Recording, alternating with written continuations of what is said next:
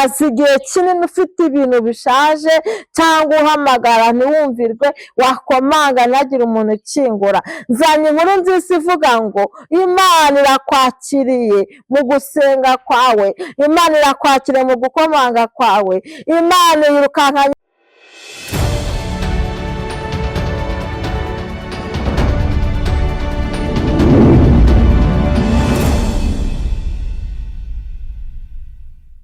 turabasuje abakurikiye Mukakarangwa TV. Amahoro y'Imana abane namwe, abari hirya no hino, abari mu Rwanda, abari hanze y'u Rwanda, abari mu mahanga, mwese tubahaye ikaze.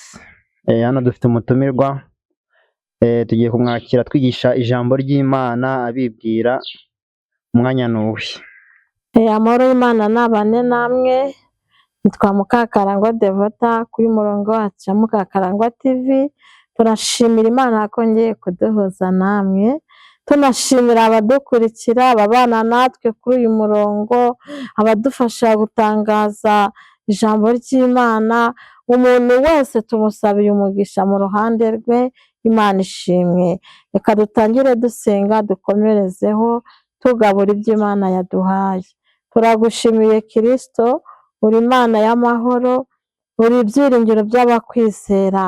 Wagiriye neza ubwoko bwawe bw'Abisirayeli ubana nabo, ndetse kugeza igihe baje kunyagwa n'isanduku yawe urongera urayigarura, ukuboko kwawe kuragenda kuremerera abo mu gice cyabo, hanyuma ngo ukuboko kwawe kurakora ubwo isanduku yawe yongeye ikagaruka mu rurembo, Dawidi akongera akayicyura. Uko niko natwe tuguhamagara uyu mwanya, akaboko kawe kaze karemerere ibyifuzo by'abantu bose badukurikiye, karemerere ubugingo bwacu, karemerere ibintu byose twifuza, kandi ukuboko kwawe kwiza kuze kubona natwe kuri uyu murongo. Habwa icyubahiro Mana, umuntu wese uhindura ibyo bishyashya wabonaga byari bikomwe muha icyerekezo.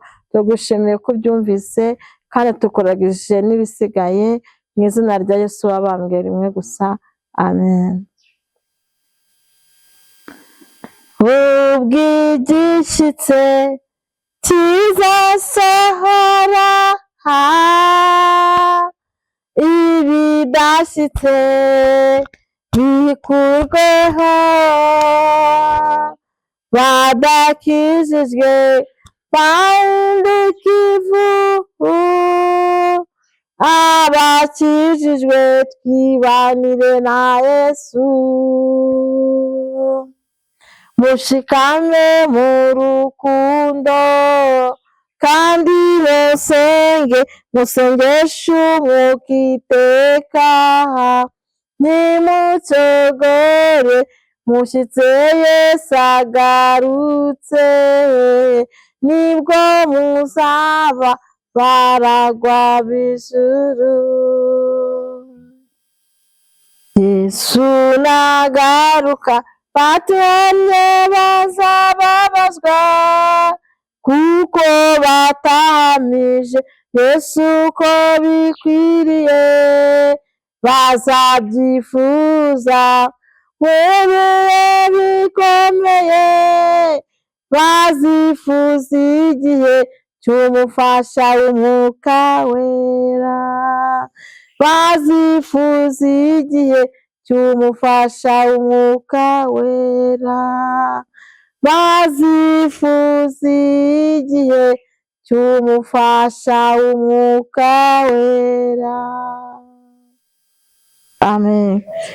Umuririmbyi aravuze ngo ubwo igishyitse kizasohora, kizahita kiza gikureho ibintu bidashyitse.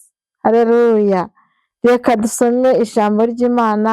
Imana igukurireho ibintu bidashyitse, iguhereza ibintu bishyitse. Amen. Reka dusome muri Yesaya 43, murambabarira dusome umurongo waho wa 19. Dusome mu izina rya Yesu.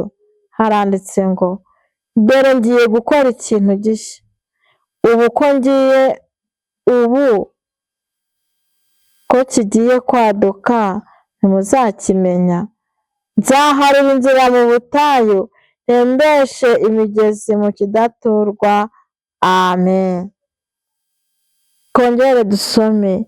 Dore ngiye gukora ikintu gishya, ubu ko kigiye kwaduka ntimuzakimenya. Nzaharura inzira mu butayu, ntembeshe imigezi mu kidaturwa. Amen, amen. Ku murongo wa 21, abantu niremeye ubwanjye ngo berekane ishimwe ryanjye. Amen. Imana itanze amagambo meza. Imana ivuganye nawe aho uherereye hose.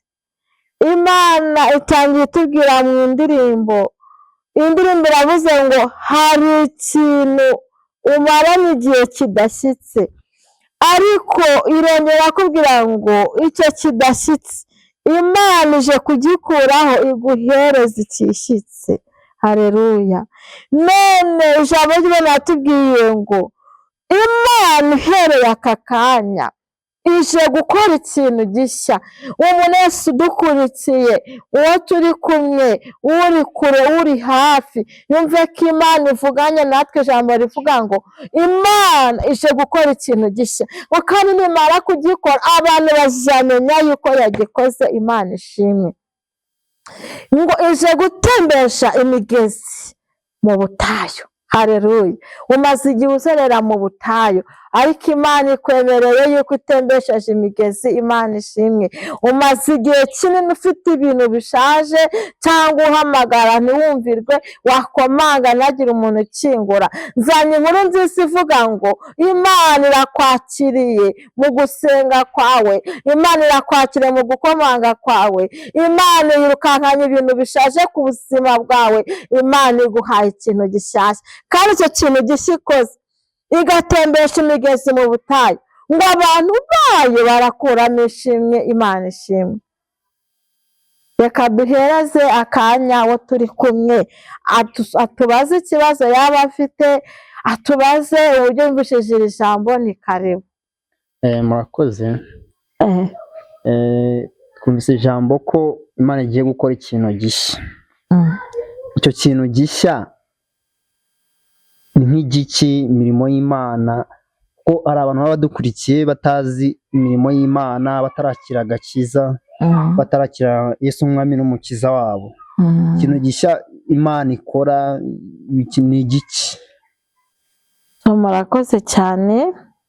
Hari ibintu bibiri ariko bikubiye mu kintu gishya. Ikintu cya mbere ni agakiza, ko Imana yareba ahantu uri ikagutekerezaho, ikagukura mu mwijima urimo w'ibyaha, ikakuvana ahantu uri kure y'Imana, yakwegereza hino y'intebe y'ubwami bw'Imana, iguhaye ubugingo, ibikoze ikintu cya mbere gishya mu bugingo. Ikindi cya kabiri, ushobora kuba wararwaye, ufite ibibazo biremereye, umaze igihe kinini uri gukomanga usenga. Imana ikaba ikwemereye kumva gusenga kwawe, ikagukorera ikintu gishya, kigahita kibyara n'ishimwe. Ni uko nguko bimeze.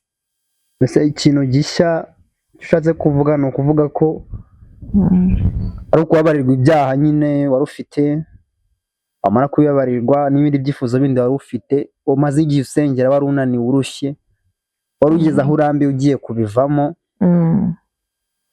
Imana aka kanya yakora ikintu gishya. Niba ari uburwayi wari umaranye imyaka myinshi, niba ari imiruho, niba ari amadeni, bishatse kuvuga ko uyu munsi Imana iri gukora ikintu gishya bigakurwaho. Bishatse kuvuga ko uyu munsi ibyari byarananiranye byashyirwaho iherezo. Amadeni yananiranye, ibibazo byananiranye, uyu munsi Imana yabishyiraho iherezo. Niko bimeze. Amen, amen, amen. Reka dusengere muri iri jambo. Umuntu wese yumve ko hari ikintu gishya Imana ije gukora, kandi yumve ko hari ishimwe Imana imuteguriye. Amen. Zamura icyifuzo dusenge bihuje no ku cyifuzo ufite, natwe dusenge bihuje no ku byifuzo dufite. Data, mu izina rya Yesu, uri wo kwizerwa, kandi uri Imana wavuganye neza cyane na Aburahamu, uri Imana wavuganye neza cyane na ba Eliya, uracyavugana natwe n'aya masaha. Tuzamuye ibyifuzo by'umuntu wese udukurikiye, ari umaze igihe ari kure, aragusabura icyifuzo kugira ngo umugarure hino ku ntebe yawe, abashe kwiringira ko ubugingo ubutunganije bumeze neza. Tuzamura ibyifuzo by'abantu bamaze igihe bagutegereje, bakire ko hari ikintu gishya ukoze. Tuzamura ibyifuzo by'abantu imigezi yari yarakamye, bamenye ko imigezi yongeye kuyitembesha mu butayu barimo.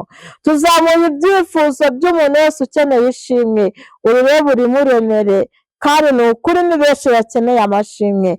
Natwe dusengeye muri iri jambo ry'ikintu gishyashya ukoze, wumve gusenga topeze godesta fayire. Tuzamuye iki cyifuzo, umuntu wese icyifuzo afite ukirebe, numara kukireba ugisubize, umuremere ishimwe. Urakoze urakarama kuri Imana iremye amashimwe, urakoze urakarama kuri Imana itegetse, urakoze urakarama kuri Imana iri mu ruhande rwacu. Tugushimiye ko usuje buri wese bihwanye n'uko yagusabye, mu izina rya Yesu wabambwe rimwe gusa, amen.